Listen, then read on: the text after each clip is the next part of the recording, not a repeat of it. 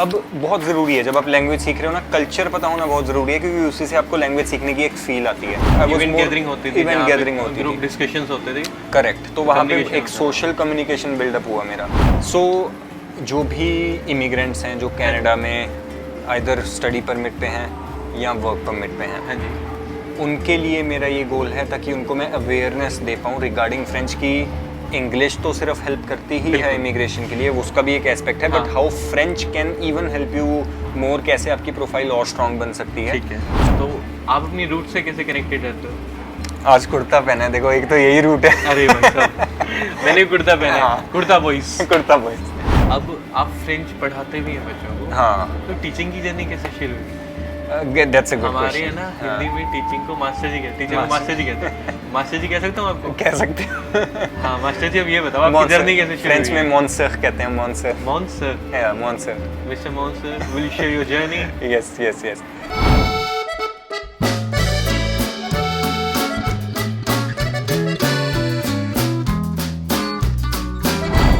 नमस्ते सबको, welcome to the another episode of biweekly talks. आज हमारे साथ एक स्पेशल गेस्ट हैं जिनका नाम है व्योम। इनकी जर्नी बड़ी इंस्पायरिंग है। 19 साल की उम्र में कनाडा आए, बैरी में, फिर मॉन्ट्रियल शिफ्ट हुए। बैरी के अंदर ही उन्होंने पीआर भी ली। आज ये अपनी जर्नी हमारे साथ शेयर करेंगे। और एक सबसे अच्छी बात पता है क्या है, इनकी जर्नी में वेयर हाउस नहीं है, इनकी जर्नी में फ्रेंच टीचिंग है। वो अपनी सारी जर्नी आपसे और हमसे शेयर करेंगे और कोशिश रहेगी इनसे सीखें। व्योम, कैसे हैं आप? बहुत बड़ी जतिन, आप कैसे? Thank you so much first of all, it's an honour कि आपने बुलाया आज पॉडकास्ट पे। और यस मेरे को लग रहा है बहुत मज़ा आएगा, करते हैं बिल्कुल। डिस्कशन शुरू। आपके जो एक्सपीरियंस हैं, इंसाइट्स हैं, हाँ मुझे हेल्प करेंगे। मैं लकी हूँ कि मैं डायरेक्टली आपसे सुनूंगा, हाँ हाँ। और ऑडियंस भी लकी Sure. होगी कि आपकी जो रिकॉर्डेड लेक्चर हैं वो देख पाए। तो मैं व्योम के साथ अभी जर्नी शुरू कर रहा हूँ। शुरुआत वहाँ से करते हैं जहाँ से आप आए हैं, हाँ। पंजाब से। हाँ, इंडिया में पंजाब से हैं?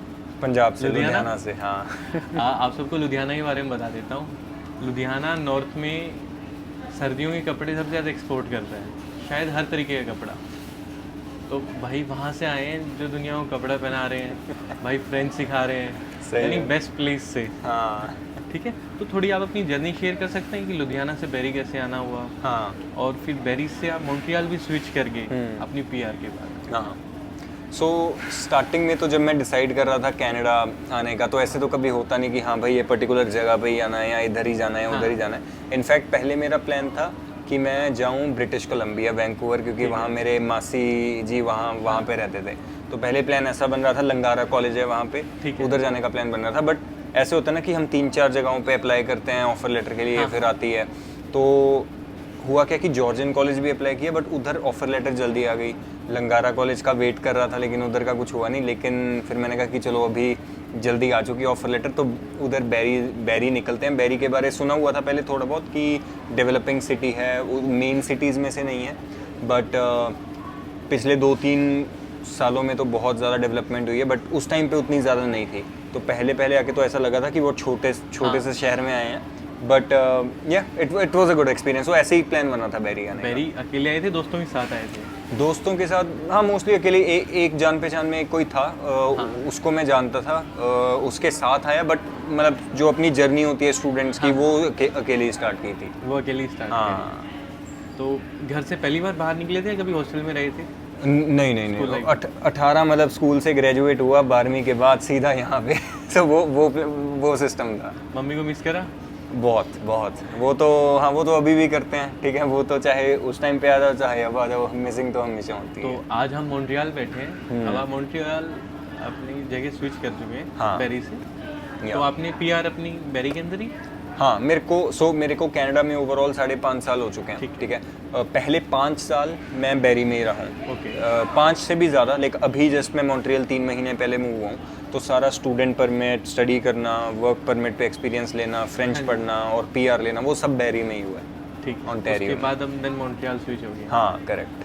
ठीक है, तो आपने पीआर भी ली, बट एक 19 साल के बच्चे आए हो, हाँ। एंड सडनली आपने 24 साल से होने से पहले पीआर ले लिया। हाँ। पॉइंट्स कैसे भाई फुलफिल हुए? हमारे पॉइंट्स फुलफिल नहीं हो पा रहे, सीआरएस को। हाँ, पॉइंट्स का एक्चुअली चक्कर तो था, क्योंकि जब मैंने भी देखो मेरी प्रोफाइल कैसी थी कि मैंने स्टडी भी की और उसके बाद वर्क परमिट पे मैंने अच्छा एक्सपीरियंस भी लिया 1 साल का नॉक बी में, उसके बावजूद भी और आइल्स का स्कोर देने के बाद भी जो मैक्सिमम स्कोर आता है, उसके बाद भी मेरे अराउंड 425 430 से ज़्यादा नहीं बन रहे थे पॉइंट्स, ठीक है, जो एक्सप्रेस एंट्री में हमारे जनरल ड्रॉज के लिए चाहिए होते हैं।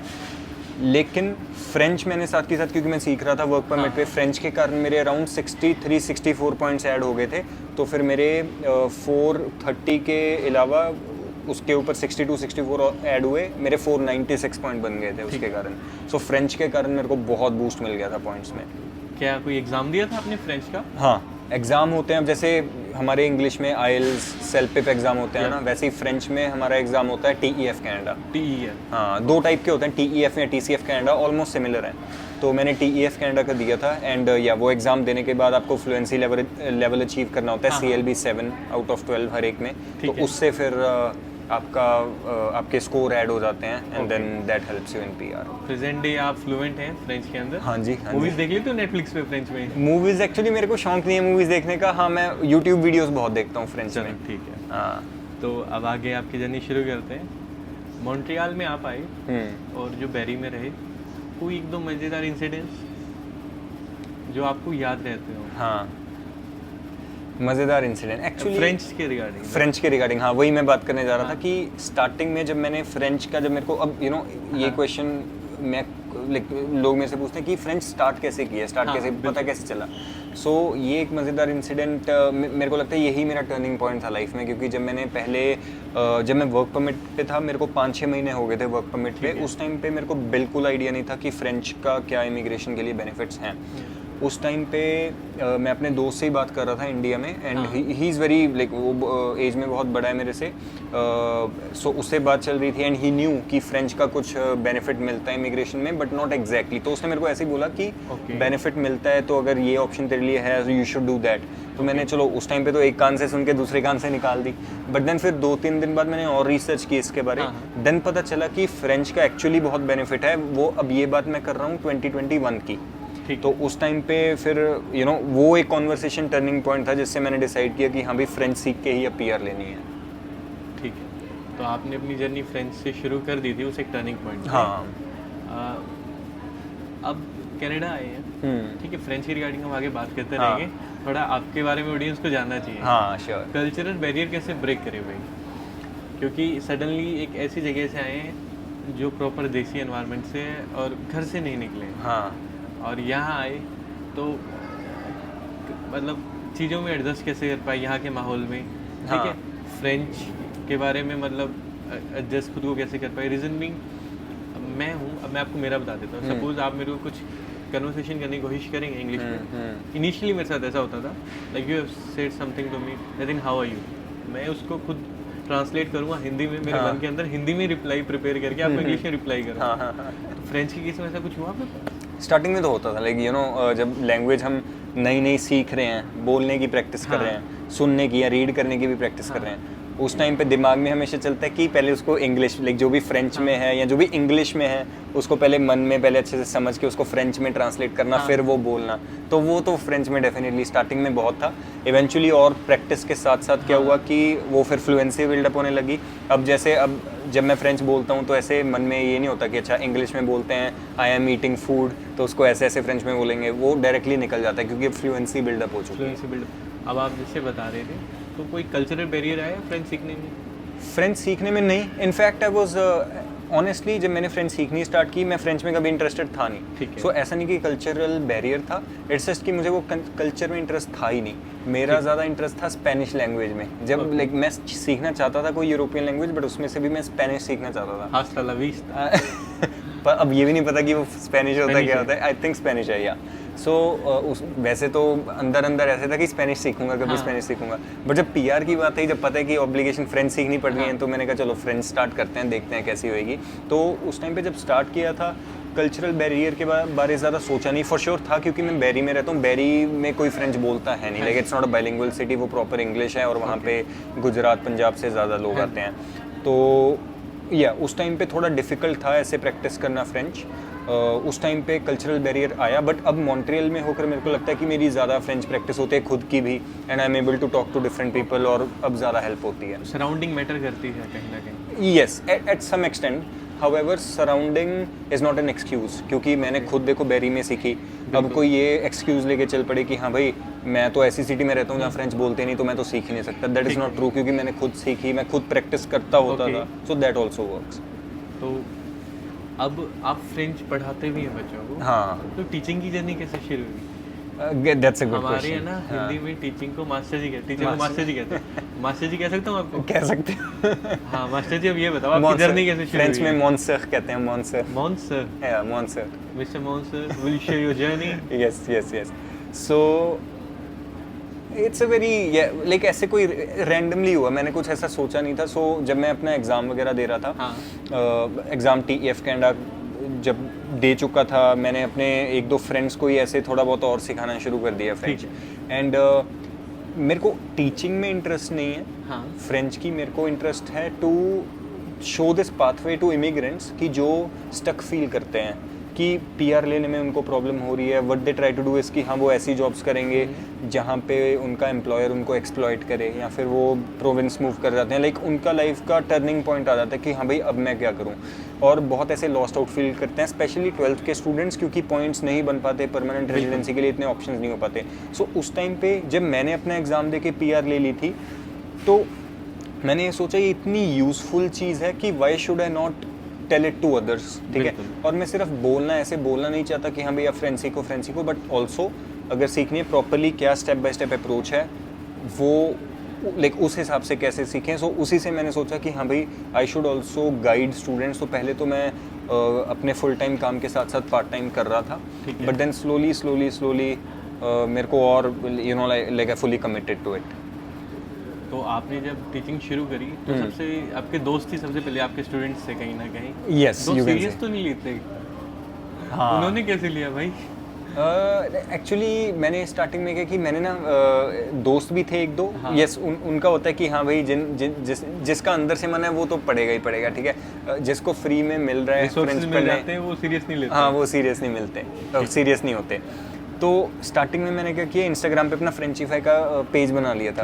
तो फ्रेंचिफाई विद व्योम, तो उस पर मैंने बस एक पोस्ट डाल दी कि hey I will be starting like French batch, अगर आपने स्टडी करनी है you can reach out to me. तो वहाँ से 3-4 लोगों ने और ज्वाइन कर लिया।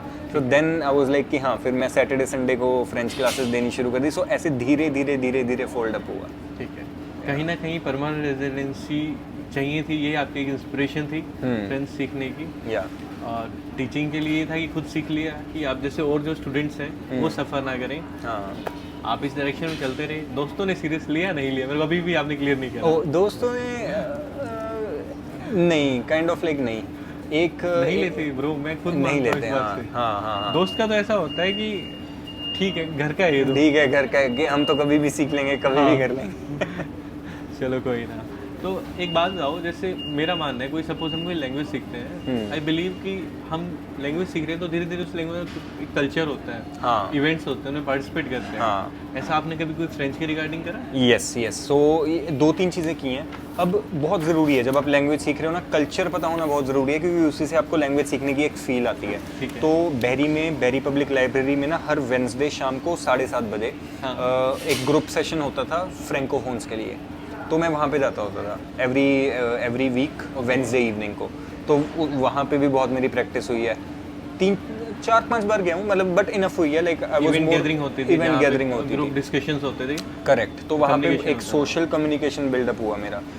एक और चीज़ मैंने क्या की थी कि मैं मॉन्ट्रियल विजिट किया था फर्स्ट टाइम जब मैं फ्रेंच सीख रहा था। तो उस टाइम पे मेरे को यहाँ का कल्चर बड़ा पसंद आया, और एक बहुत ही डिफरेंट कल्चर देखने को मिला। So that made me more interested in to learning French. सो वो मेरी फर्स्ट विजिट थी मॉन्ट्रियल में। सो वो भी एक चीज़ थी जिससे मेरे को इंटरेस्ट आया। और मेरे को भी ये पसंद आया। आज मैं सुबह आया, तो आते ही जब मैं सबवे गया, वहाँ पे मेरे को उन्होंने बोला बोंजोर। हाँ, I was so happy to listen it. हाँ, मैं क्या एक अरसे के बाद बोंजोर सुना है मैंने। हाँ, सही में। हाँ जी। तो अब आपने फ्रेंचिफाई विद व्योम के बारे में बताया कि एक इंस्टाग्राम पेज बनाया, टीचिंग कर ही रहे थे। फ्रेंचिफाई विद व्योम है क्या?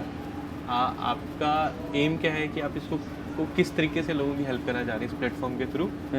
और ये किन लोगों के लिए प्लेटफॉर्म, ये टारगेटेड ऑडियंस कौन सी है? ओके, सो जो भी इमिग्रेंट्स हैं जो कनाडा में आइदर स्टडी परमिट पे हैं या वर्क परमिट पे हैं, हाँ जी, उनके लिए मेरा ये गोल है ताकि उनको मैं अवेयरनेस दे पाऊँ रिगार्डिंग फ्रेंच की। इंग्लिश तो सिर्फ हेल्प करती ही है इमिग्रेशन के लिए, उसका भी एक एस्पेक्ट है, but how French can even help you more, कैसे आपकी प्रोफाइल और स्ट्रांग बन सकती है। ठीक है। सो यही मेरा गोल है फ्रेंचिफाई विद व्योम के इंस्टाग्राम पेज से भी और फ्रेंचिफाई यूट्यूब से भी, ताकि मैं वो अवेयरनेस लाऊं, क्योंकि बहुत लोगों को अभी भी फ्रेंच का नहीं पता कि वो पीआर में कैसे हेल्प करता है। एक गोल वो है। दूसरा गोल ये है कि वो फ्रेंच पढ़नी कैसे है वो भी एक proper step by step plan ले। वो स्ट्रेटेजी बहुत नेसेसरी है। या हाँ जी, आपने अभी तक क्या क्या स्टेप्स लिए हैं बच्चों को फ्रेंच सिखाने के लिए? स्ट्रेटेजी क्या यूज़ करी है फ्रेंची विद व्योम के प्लेटफॉर्म पर? या सो मेरा देखो, आई विल बी ऑनेस्ट, मैं कोई मास्टर नहीं हूँ लैंग्वेज का, मेरे को बहुत अच्छे से नहीं आती, लाइक ऐसे आपकी भी शुरुआत है? यस, मेरी भी। I am also learning it on daily basis. मैंने क्या क्या किया था to learn French up until fluency level, मैं वो सारे स्टेप बाय स्टेप अप्रोच और step by step resources students के साथ शेयर करता हूँ। तो जैसे वोकैब कैसे इंप्रूव करते हैं आप स्टूडेंट्स के? पेशेंस सबसे बड़ी ये चीज़ है। लाइक अब स्टूडेंट्स को ना सबसे बड़ा एक क्वेश्चन आता है कि अच्छा मैं फ्रेंच पढ़ तो रहा हूँ, ग्रामर हो तो रही है, बट वो कैब नहीं आ रही, वो कैब नहीं आ रही। तो उस टाइम पे ये चीज़ बहुत ज़रूरी होती है, पेशेंस रहना। ऐसी बुक्स हैं, काफ़ी ऐसी बुक्स हैं, काफ़ी ऐसी रिसोर्सेज हैं जिसमें बहुत अच्छी अच्छी वो कैब है, बट द थिंग इज़ कि आपको धीरे धीरे पहले ग्रामर अंडरस्टैंड करके, ग्रामर सबसे पहला स्टेप है, देन उसके बाद आपकी वोकेबलरी एक्सपैंड होनी शुरू होती है। Okay, so it's kind of like कि जैसे अगर बिल्डिंग बना रहे हैं, बिल्डिंग के नीचे जो फाउंडेशन है वो हमारी ग्रामर है। जितनी स्ट्रॉन्ग फाउंडेशन होगी ऊपर तुम फिर चाहे जितनी मर्जी इमारत वो खड़ी कितनी बड़ी कोठी खड़ी कर लो, हाँ वो कोई प्रॉब्लम नहीं बढ़िया होनी चाहिए। हाँ, अगर नीचे वो स्ट्रॉन्ग नहीं है तो फिर ऊपर वोकेबलरी वगैरह ज़्यादा समझ नहीं आती। सो दैट्स व्हाई ग्रामर जितनी स्ट्रॉन्ग है वोकेबलरी धीरे धीरे बाय प्रैक्टिस आ जाती है। आपने एक एग्ज़ाम का जिक्र करा था TFL फ्रेंच के लिए, कि अगर किसी को फ्रेंच का एग्ज़ाम देना है तो स्टैंडर्ड ये है। तो एक एवरेज स्टूडेंट कितना टाइम देता है TFL क्रैक करने के लिए? TEF कनाडा तो TEF कनाडा के लिए देखो, अब ये बहुत ज़्यादा डिपेंड करता है कि वो डेली कितना पढ़ सकते हैं। ठीक है। अब ऐसा ये फ्रेंच का फ्रेंच का अगर आपको TEF कनाडा का एग्जाम क्लियर करना है, अब फ्रेंच में हमारे लेवल्स आ जाते हैं, 6 लेवल्स हैं, A1 A2 B1 B2 C1 C2। A1 A2 beginner है, B1 B2 intermediate, C1 C2 advanced. ठीक है। जो एग्ज़ाम क्लियर करने के लिए हमें लेवल चाहिए होता है that is B2। That means कि वो इंटरमीडिएट का भी ऊपर वाला, लाइक अपर इंटरमीडिएट लेवल है। ठीक है। दैट मीन्स कि ऐसा नहीं है कि हाँ भाई आपको फ्रूट्स के नेम आ गए, वेजिटेबल्स के नेम आ गए, फ्रेंच में चलेगा। ठीक है, वो एक प्रॉपर फ्लुएंसी लेवल है। तो उसके लिए कितना टाइम लगता है? अबाउट 650 आवर्स तो लगते हैं of proper study, 650 hours of overall French practice and study.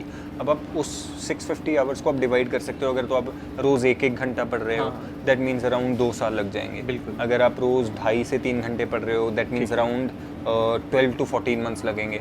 अगर आप रोज़ 3-4 घंटे पढ़ पा रहे हो, अराउंड 10 to 12 मंथ्स में हो जाएगा। आपके पास कोई ऐसा सिनेरियो है, कोई एक्सेप्शनल्स होते हैं जिसने सबसे जल्दी क्रैक करा हो एग्ज़ाम? देखो, एक बात है कि सबसे जल्दी हाँ, एक सिनेरियो है, एक हरलीन है, उसने अभी अपनी अटेम्प्ट दी है, उसके 2 में CLB 9 आ गए थे और 2 में CLB 6। सो उसके मतलब 2 एस्पेक्ट्स में वो बहुत क्लोज थी और 2 में हो गया। एक और स्टूडेंट हैं जिनको अभी 6 मंथ्स ही हुए हैं और उनके भी 2 रीडिंग और स्पीकिंग में B2 आ चुके हैं और 2 में अभी पेंडिंग है। सो वो एक और अटेम्प्ट देके वो अपना क्लियर कर लेंगे। ठीक है। तो आपने स्टूडेंट्स की हेल्प कर ही रहे हो? हाँ। स्टूडेंट्स फ्रेंच के एग्ज़ाम क्रैक कर रहे हैं। हाँ। इसके अलावा स्टूडेंट्स की इवेंट गैदरिंग करते हो, जैसे like once in a month की? हाँ, तो that's a great thing to do actually. मेरा ये प्लान भी था एंड फिलहाल मैं जब पहले बैरी में रहता था तब मेरा ये प्लान था कि मैं इवेंट गैदरिंग शुरू करूं, क्योंकि अभी मेरे बैरी से भी बहुत स्टूडेंट्स हैं। बट द थिंग इज़ कि मैं वहाँ से मॉन्ट्रियल मूव हो गया, तो मेरा पहले प्लान था कि बैरी में शुरू करूँ। अब मॉन्ट्रियल में भी स्टूडेंट्स हैं, हाउएवर अभी तो नहीं की कोई भी इवेंट गैदरिंग, लेकिन वो बहुत जल्दी करने का प्लान। फन एक्टिविटीज़ कभी करी हैं? नहीं, अभी तो नहीं। अभी कुछ भी नहीं करें? नहीं करना है। ठीक है। आपका कोई खुद की एक नोट्स या बुकलेट्स हैं बच्चों के लिए फ्रेंच के जो आपने प्रिपेयर करे हो? हाँ, प्रॉपर लेक्चर वीडियोस होते हैं, proper step by step notes होते हैं वोकेबलरी के लिए, हर एक चीज़ के लिए। सो वो तो प्रॉपर जब व्हेनेवर एनी स्टूडेंट जॉइन्स, उनको हर एक चीज़ उनके स्टूडेंट पोर्टल में एक्सेस मिलती है। अब जैसे मैं एक स्टूडेंट हूँ, अब मेरे को फ्रेंच सीखनी है, आप मेरे को रूटीन सजेस्ट करोगे? मैं एक स्टूडेंट हूँ, हाँ, मैं पार्ट टाइम जॉब भी कर रहा हूँ, हाँ, मैं मेरे कॉलेज के असाइनमेंट्स भी कर रहा हूँ, और मुझको फ्रेंच सीखनी है, हाँ, what routine should I follow? और काम भी कर रहे हो साथ के साथ? हाँ, पार्ट टाइम काम भी कर रहे हो। देखो उस टाइम पे आपको ये क्लियर बहुत करना पड़ेगा, आपकी अपनी प्रायोरिटी क्लियर करनी पड़ेगी। अगर तो अभी आपके कॉलेज की फ़ी पे करनी बाकी है, लगभग पेरेंट्स पे कर रहे हैं। हाँ चलो, मोस्ट केसेस में स्टूडेंट्स क्या करते हैं कि उनको अभी कॉलेज की फ़ी पे करनी होती है, राइट? तो मैं एक जनरल एग्जांपल ले रहा हूँ जिसमें कि स्टूडेंट काम कर रहे हैं, फीस पे करना, हाँ, जिसको फीस पे करनी। तो मैं रेकमेंड नहीं करता कि आप फ्रेंच स्टार्ट करो उस टाइम पे, क्योंकि पहला बर्डन है हमारा फ़ी पे करने का। बिल्कुल। एक बार वो हो जाए, then what you can do is आप वर्किंग आवर्स थोड़े से कम कर सकते हो, और फालतू दोस्तों से मिलके टाइम पास करना वो कम कर सकते हो, ताकि आप वो टाइम फ्रेंच को दे सको। बिकॉज मैं अपनी जर्नी में अगर मेरे को स्टूडेंट परमिट पे पता होता कि फ्रेंच के कितने बेनिफिट्स हैं, मैं तभी स्टार्ट कर देता। So that's what I would recommend कि चाहे दिन में 1-1 घंटा, 2-2 घंटा, या हफ्ते में 5-5 घंटे कहीं से भी गैप मिलते हैं, हाँ। Always invest that into learning French. या डुओलिंगो एक ऐप है, हाँ। डुओलिंगो, तो हेल्प करती है? देखो, app in itself is not bad, but it depends on की मेथडोलॉजी क्या है। अब की if you are learning a language over the longer period of time, अगर आपका गोल है कि हाँ भाई 2, 2.5, 3 साल में सीखनी है, देन उससे स्टार्ट करना is not the bad thing.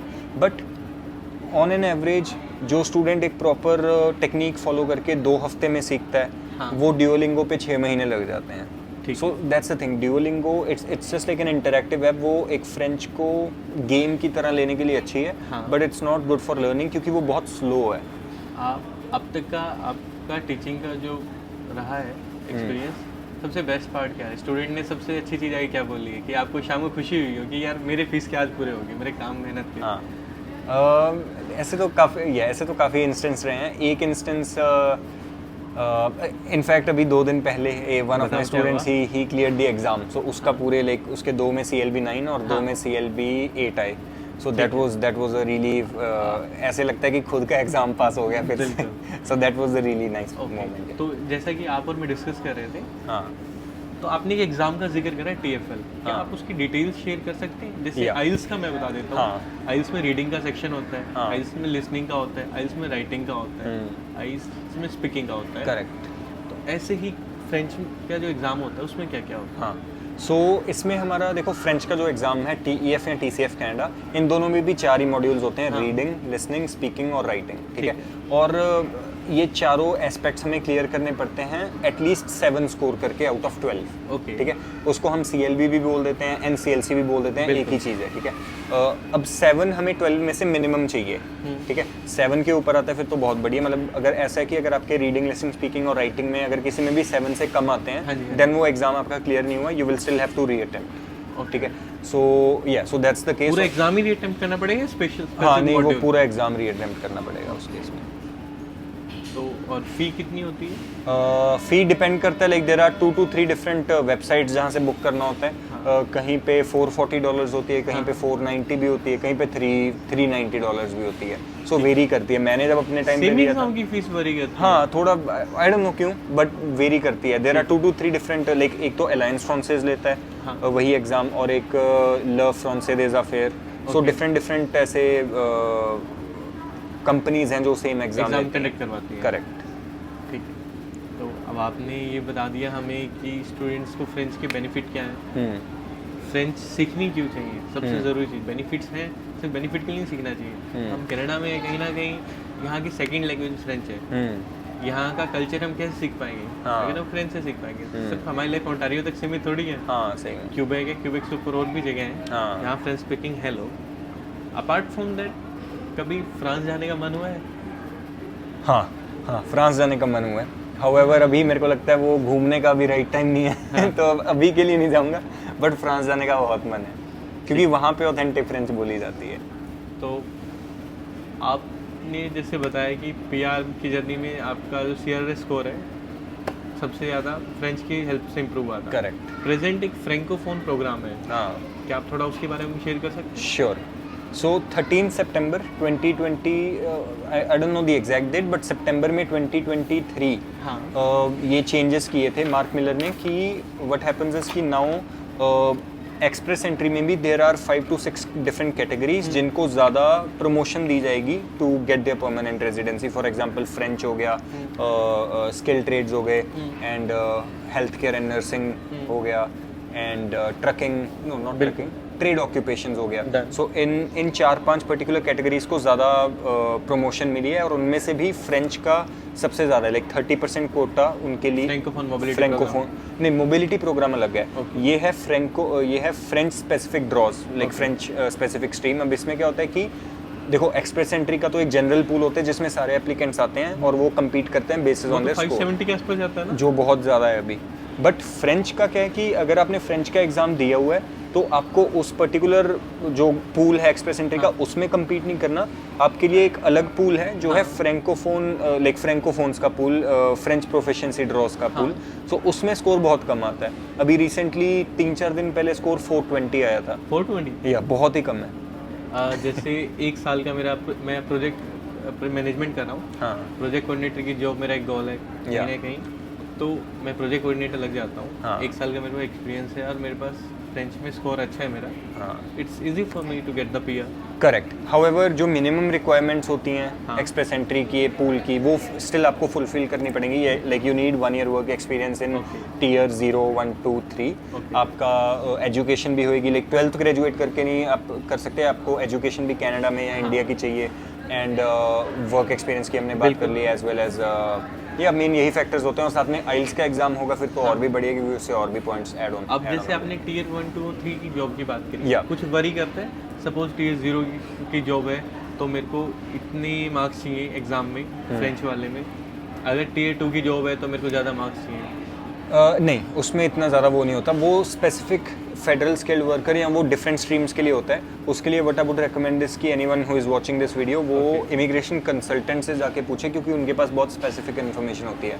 But when it comes to French, as long as आपकी टियर 0, 1, 2, 3 में जॉब है, फ्रेंच के आपको वो पॉइंट्स इनफ मिल जाएंगे, and you will be able to get PR on the basis of that. तो अब मॉन्ट्रियल आप स्विच कर चुके थे, बच्चों को पढ़ा रहे हैं, बच्चों को इतनी नॉलेज शेयर कर रहे हैं. हाँ, मैं यहाँ क्वेश्चन थोड़ा हार्ड है, कंफर्टेबल हो. श्योर. रेसिज्म फील करें?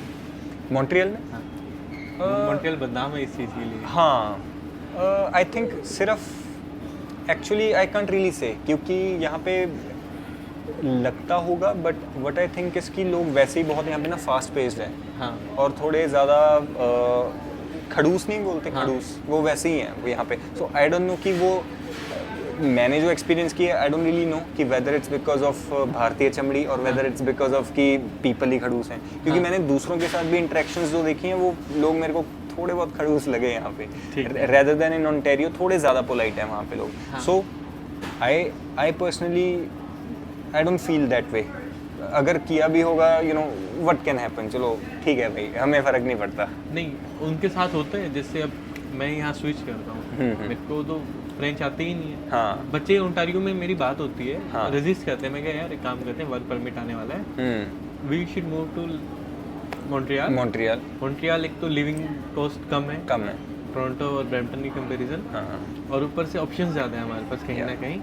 ठीक है, आप स्विच कर लेते हैं तो बोलते हैं कि नहीं यार, वहाँ पे फ्रेंच बोलनी पड़ेगी हर जगह. हाँ. यहाँ पे जितने भी सिंबल्स हैं हर जगह, सब जगह फ्रेंच ले रखा है. इंग्लिश वाले सर्वाइव नहीं कर पाएंगे. ये बात सच्ची है. ये बात तो सच है, ये बात सच है. रेसिज्म की बात करें, that's a whole different thing.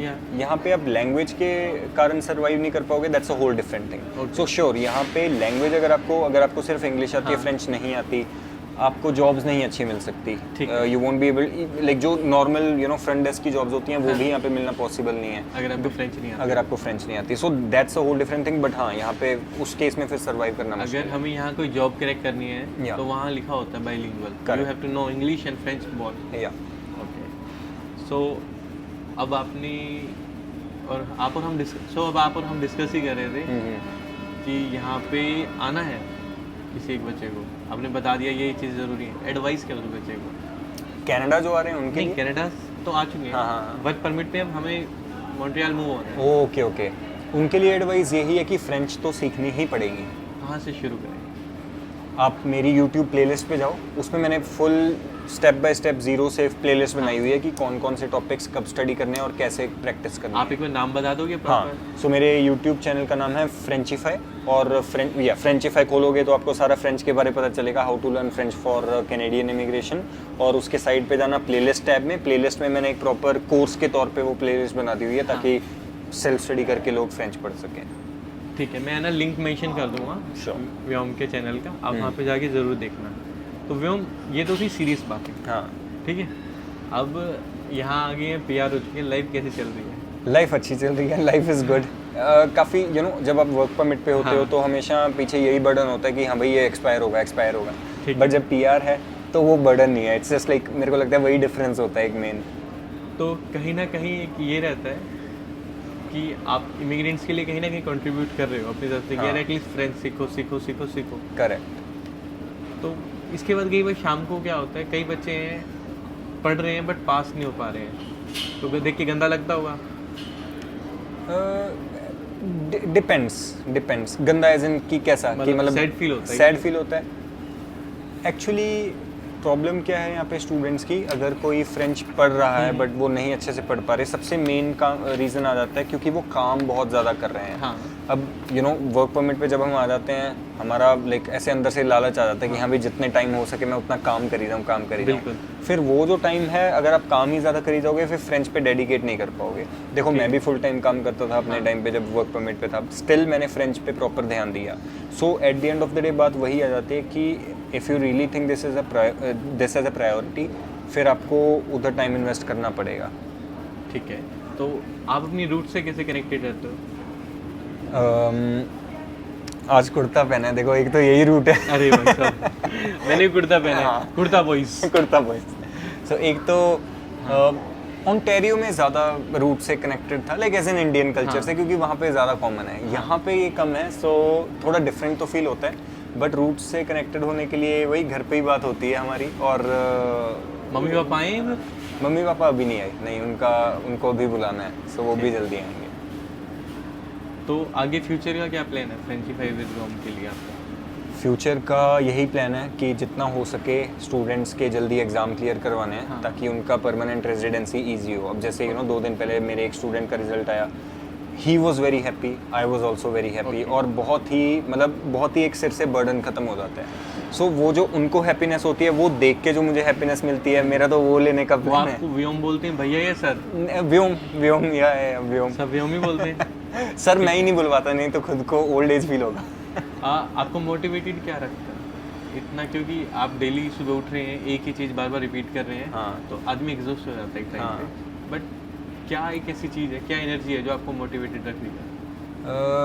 मेरे को लगता है कोई एनर्जी नहीं है, मेरे को लगता है कि जस्ट लाइफ इज़ वर्क। हाँ, ज़िंदगी काम करने के लिए ही है। जब एडम ईव की स्टोरी है ना, स्टार्टिंग में कुछ ऐसा होता है कि जीसस ने पहले एडम को भी काम करने को ही बोला था। कुछ ऐसा है, मेरे को वो बहुत एग्जैक्टली नहीं पता, बट द थिंग इज़ कि eight the end of the day, चाहे तुम्हें काम पसंद आए ना आए, करना तो पड़ेगा, है ना।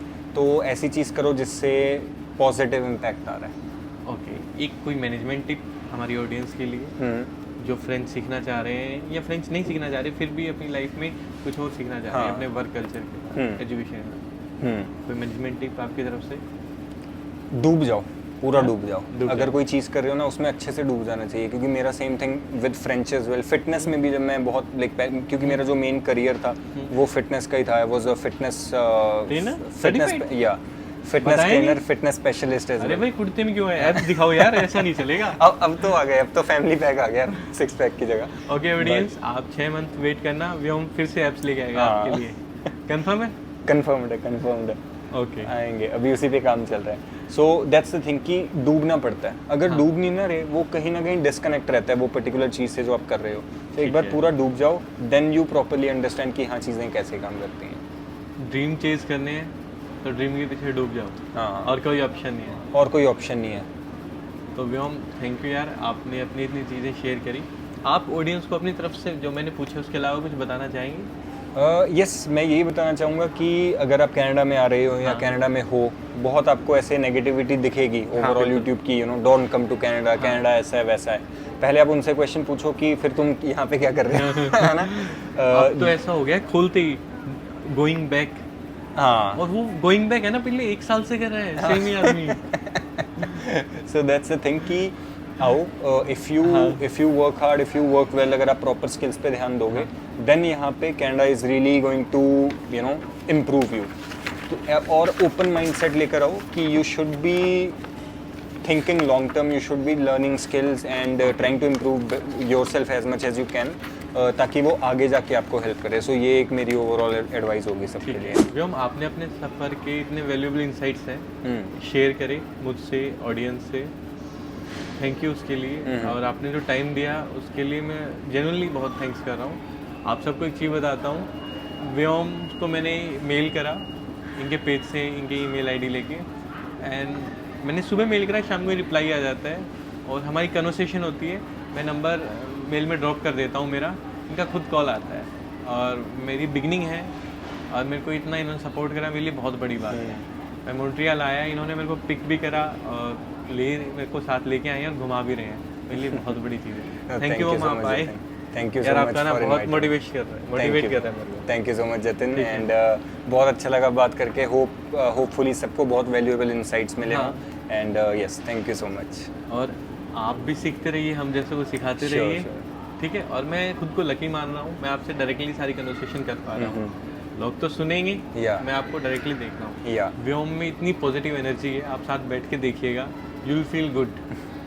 Okay guys, bye, take care. आपको कोई भी क्वेरी हो तो व्योम की मेल आईडी मैं मेंशन करूँगा, आप वहाँ उन्हें अप्रोच कर सकते हैं। इनका चैनल नीचे मैं मेंशन करूँगा लिंक में। व्योम है ना, तो आपको फ्रेंच की पोजीशन लेने की नीड नहीं है। Vyom equal to French. Done guys, bye. Done, चलो, थैंक यू सो मच।